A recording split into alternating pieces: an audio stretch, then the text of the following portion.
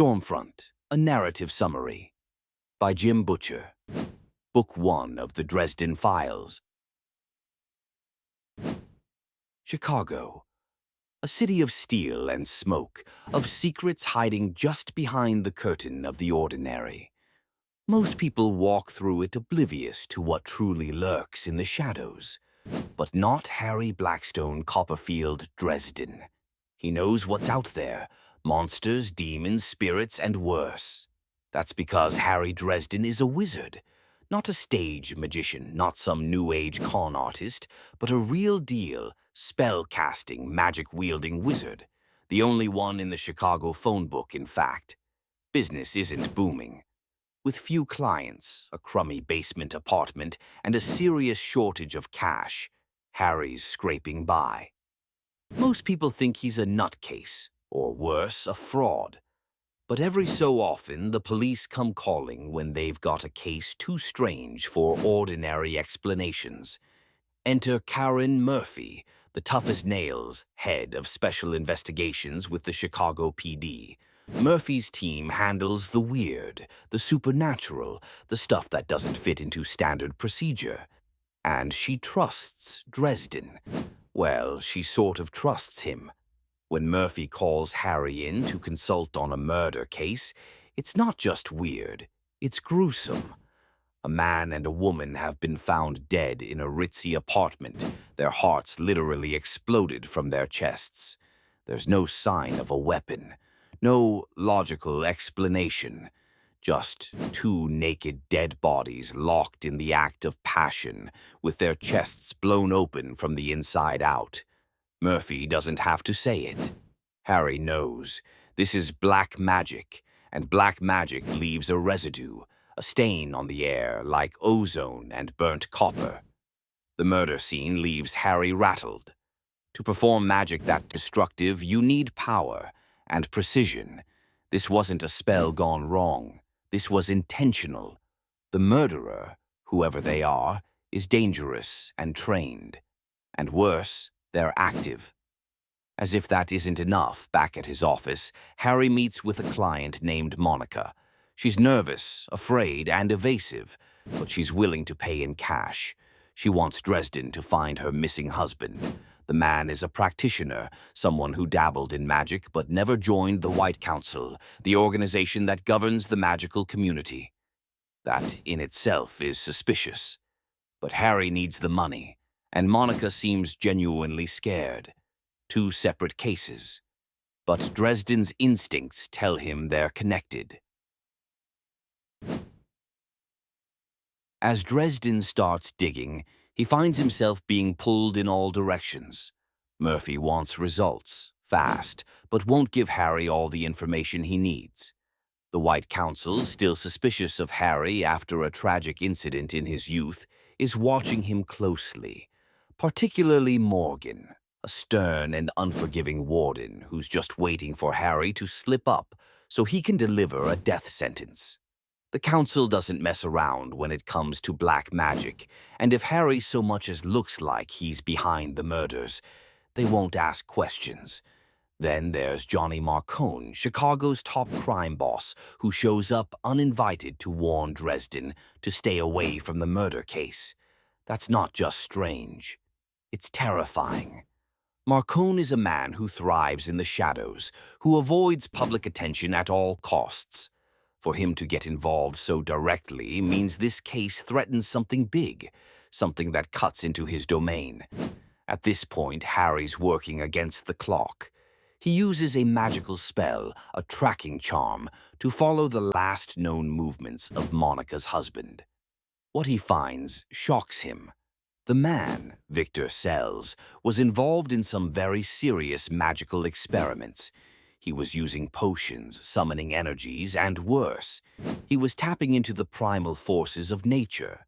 Victor had been experimenting with storm magic. The pieces start falling into place. The murder coincided with a violent thunderstorm.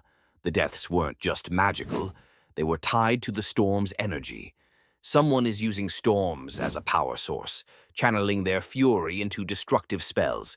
That kind of magic isn't just dangerous. It's wildly unstable.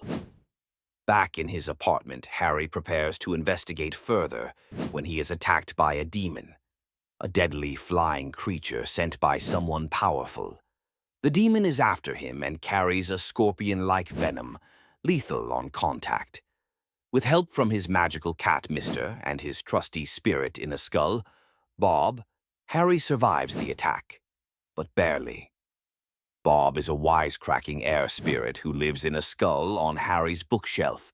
He's a fountain of arcane knowledge, particularly about potions and spellwork. With Bob's help, Harry begins to piece together how the killer is pulling off these magical assassinations. Bob also helps Harry brew a few potions, one for love, one for shielding, and one for tracking, among others. The process is part science, part art, and a whole lot of chaos. It's clear now. Victor Sells didn't just disappear. He went rogue. And he's building something deadly. As the puzzle unravels, Harry begins to see the larger pattern. Victor had formed a sort of magical cult, drawing in others with promises of power, pleasure, and escape. He was holding magical orgies and using the emotions and energies generated during those rituals to fuel his spells. It's dark magic, pure exploitation, and he's getting stronger with each ritual. Meanwhile, Murphy's pressure is mounting. She suspects Harry knows more than he's telling. She brings him in for questioning, and when he doesn't fully cooperate, she arrests him. Harry doesn't want to break the laws of magic by revealing too much, and he doesn't want to put Murphy in danger. But his silence almost gets him charged with obstruction, until a magical storm strikes again, killing one of Marconi's men. The second magical murder confirms Harry's suspicions. Victor Sells is the killer. He's using the storm's energy to power his ritual circle and kill anyone who threatens his rise to power, including Dresden himself. Harry races to Monica's house to confront her. Under pressure, she breaks down and confesses the whole truth. Victor had grown increasingly violent and obsessed with magic. When she tried to leave him, he threatened their children. She turned to Harry as a last resort. With the full truth out, Harry heads to Victor's lair, an isolated house near the lake, surrounded by magical wards and crawling with demonic minions.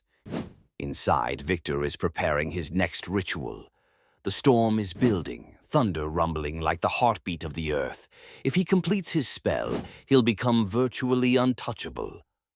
Harry breaks in, battered and already half-drained, and finds himself in a final, explosive confrontation. Victor hurls magical energy like lightning bolts, summoning his demon, called a Toad Demon or the Shadow Man, to finish Harry off.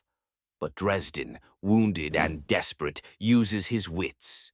He breaks Victor's magical circle by physically disrupting it with raw force, then turns the storm's own power against him. With a final burst of energy, Harry destroys Victor's altar and incinerates the Toad Demon. The spell breaks. The storm dies. Victor is gone. In the aftermath, Murphy is furious but grateful. She knows Harry saved lives, though he'll never get official credit for it. The White Council backs off, for now, satisfied that Harry didn't commit the murders himself. Even Morgan, ever the skeptic, grudgingly admits Harry did the right thing. Harry returns to his apartment, bruised but alive. The world hasn't changed, not really.